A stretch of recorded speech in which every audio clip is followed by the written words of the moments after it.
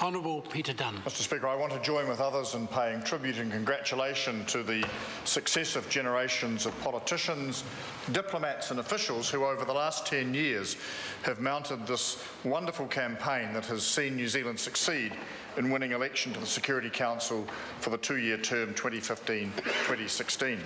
Last week, sir, I reviewed the speech that Peter Fraser made in San Francisco in 1945, where he described New Zealand as being a small country. He said, indeed, one of the smallest of the small, but that did not remove our right to be represented on the international stage and to have a voice.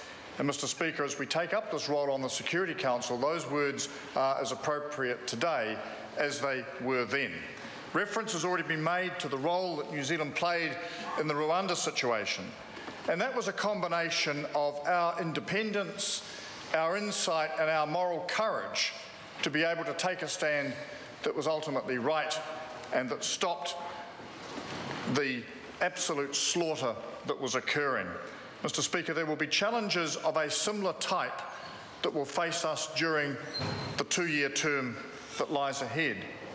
And we were elected to the Security Council because of the virtues we bring as a small nation. During that term and as we approach those challenges, the expectation will be upon us to act as the voice of small nations, to bring that balance, that distance, that perspective that people admire in us, and not to simply be a surrogate for the major players around the Security Council table. Mr Speaker, if we can perform that role with dignity and with elan, then in fact we will not only achieve the aspiration that Peter Fraser set out way back in 1945, but we will have also made a material contribution to improving the circumstances of so many people around the world and addressing the major issues that have been raised even in this House this afternoon that people expect New Zealand to take a stand on during its term on the Security Council. Mr Speaker. David Seymour.